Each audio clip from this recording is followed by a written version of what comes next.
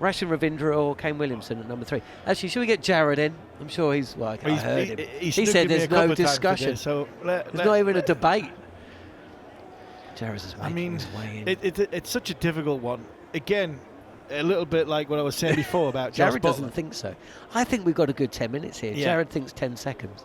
Like I was saying about Josh Buttler before, do you go on the experienced man who's done it for so long, or do you go on, the Rachin Ravindra? Jarrod's going to get his computer up to back himself up with stats. I'm just going off my naked eye and looking at it from a fast bowler's point of view. How you can't get them both in the same team, I do not know. But I mean, Ravindra, his left-hand quality, I really, really enjoy him. But can you go in a tournament without Kane? Would you go into a tournament without, one of the greatest players you've ever produced? I'm not sure you can. Yeah, which Marshall, isn't it? Or one of the Marshalls? It looks, the cameras just picked up. There's looks multiple like Marshalls. one of the Marshalls. The Marshall brothers. The Marshall brother, that was at Gloucester, wasn't it? But I mean, I'd always punt for the great player, because great players stand up in big tournaments. Great player of what, though? Is he a great player of T20? Yeah, I mean, am I missing something? I think he has been a great player of T20. He might not be a great player of T20 now, but I think he has been a great player of T20. He nearly won it. I mean, T20 World Cup final. Won a T20 World Cup final. He had a decent IPL when he was at the Sunrisers. He won the IPL with the Sunrisers. Johnny Bairstow, Tom Moody's team when Johnny was there. So I think you've got to give credit to greatness, and I think greatness does come into the category of Kane Williamson. Well, you were a great, but I wouldn't give you a bowl. No, I wouldn't say I was in the You were the number one fast bowler. Yeah. Freddie Flintoff said you were the best bowler he'd ever seen. Yeah, Shane Warne was on a drugs ban, and Murray and Clem McGrath were injured at the time, so, and I'm obviously making fun of it. But I mean, I still think Kane Williamson. Goffey's asked if you want Joe Root in the England side there. Well, I would have Joe Root in the England side, but I'm not picking the team. Kane Williamson in 2021, strike rate 117. Kane Williamson in 2022, strike rate of 118. Kane Williamson in 2024. Stop you there. 119? No, he went to 124. He skipped a little bit. What are we talking about here? Rachin Ravindra went to the 2023 World Cup and was one of the best players in those conditions and smashed I'd like it them everywhere. both in the same team. I don't know how you fit Kane Williamson in the T20 side anymore. I think you take him in the squad because if it becomes a bowling tournament and you need a quality batter, you bring him in. You cannot have him in the side to start this tournament. He's just not. Have you seen him play? He can barely score. But you're going to a part of the world where I don't think massive scores are going to be in it. And Sri Lanka's going to be. It's not going to be sort of raining sixes and fours. Abhishek Sharma, strike rate 194.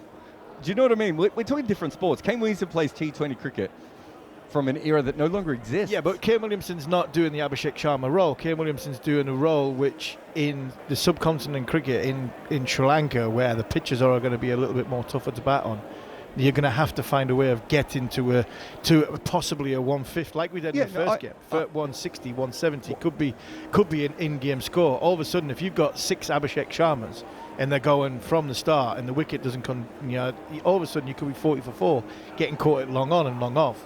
And then you'd be going, well, we should have had Kane Williamson because he's going to knock it around at 120, 130, 120, 125. And all of a sudden we're getting ourselves up to a score which is competitive.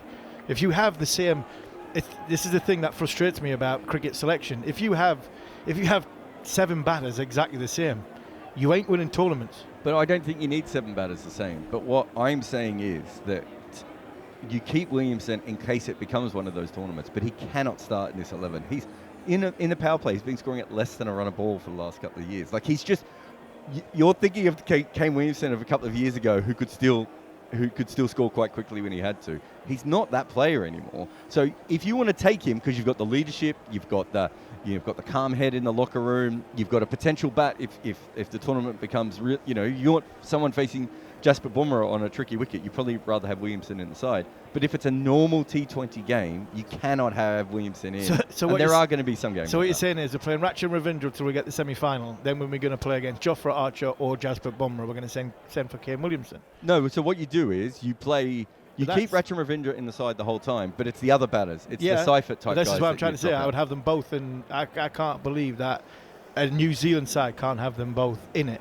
If you're talking about taking Kane Williamson because he's the great player, he's leadership, and he's inspirational for them, and he has to play on difficult surfaces or against good bowlers, then you're basically taking them for the semi-final and final. So if you're taking a batter for the semi-final and final, why is he not playing in the lead? And if you think that's the way, well, good thing is, then surely he's got to have a role in the tournament from ball one, because as the tournament goes on, and if you're saying you want him against somebody like Jasprit Bumrah, then if you want to win a tournament, you can't really sort of say, I'm gonna have Kane Williamson in the locker room waiting till we get to the semi-final. Well, what I'm saying is I wouldn't play him at all, right? He's no longer a T20 player in my eyes. But I think they'll take him because he's Kane Williamson. I don't think he can start. I think if they get to a point where the wickets are very bowler dominant, that's when it's his tournament. And so you keep him in the change room for when you need that. So it's not so much for the semi-final and the final. It's more, are they bowler dominant wickets? And then you bring Kane Williamson in. I just don't think he can play T20 cricket anymore. I just don't think it's his format. He's an older player. He's never had a lot of power. He's got all the problems with his elbow and everything else. Just don't think he can score at the rate that other teams are going to score at. And I think if you look at modern T20 cricket, you do need the ability to score quite quickly. Most of the teams have players who could just score at 150 to 200, and he can barely score at 125. Yeah, but you've got a Sri Lanka where the wickets are going to be spin dominant. Remember, they might actually be playing most of their games in India. So bigger grounds, possibly. Better tracks, possibly. So it's not a given that they're going to play all their games in Sri Lanka. Yeah, I don't think it matters on either surface. What matters is if we see another World Cup that's dominated by bowlers. If it's a World Cup dominated by bowlers and you don't have Williamson there, you probably go, oh, we've made a mistake here because we need the quality. If it's a World Cup dominated by batters, he's left behind. He just is of no use to you. So there you go, Harmy. You bring him in the squad and you play him on tricky surfaces. Otherwise, you play Ravindra. Agree? No. He's still a better player in New Zealand side than he's not in New Zealand side. New Zealand, he's Kane Williamson, and no matter what, how would you feel? You've got 119 and 120 and all that stats. That's fine. You can have that, but you can have somebody that a strike rate at 119, 120. Because at the end of the day, if the 145, 150 keep getting caught on the boundary on these slower, sort of more turgid wickets, then you need to somehow find a way of getting a score. Great players find a way of getting a score. You look at when England have been successful. Look at that World Cup when England won it.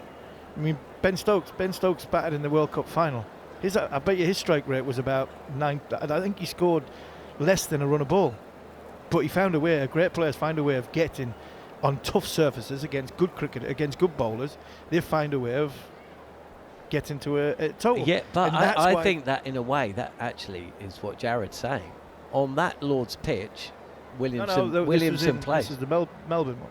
Oh, I thought you were talking about the 50 over World Cup. Sorry. No, I'm talking about the T20. But that's the point. If you have him there, that's what you use him for. You're not making the semi-finals or the finals if he's doddering around making 35 off 28 balls. You're just not going to make the finals, right? So I think that the way that modern tournaments are played is there's a bit more freedom in the early rounds, and then they get tighter and tighter, and that's when you want Virat Kohli or Ben Stokes or Kane Williamson towards the end when it gets tougher. In the early parts of the tournament, if you want to qualify, you have to smash people around a little bit, and he's doddering around like he's on a Zimmer frame. I must be an old man and an old school. You are an old man. It's your birthday. It's your birthday. So happy birthday, old man. That you're a granddad. You're carrying a player like Kane Williamson just to play in the semi-final and final because we're playing on a wicket which is getting tougher because it's been played on for the last fortnight, 3 weeks, and we're playing against better bowlers, and it's going to be a tougher contest. I mean, come on. Kane Williamson, 2016 World Cup, T20 World Cup, which is played in India. 5 games played, 123 runs scored, strike rate of 105. 2016. That was the last. That was the last. Where was that? That was the World Cup that was played in the subcontinent. Was that the last one? That was played in India, wasn't it? Yeah. What was his strike rate there? 105. I mean, what are we talking about? That was 8 years ago. That was when he was in his peak.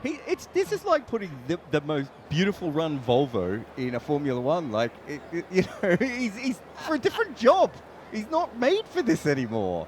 What are we talking about? Well, time will tell. We've had a few arguments this morning, and I'm really looking forward to seeing how they all work out.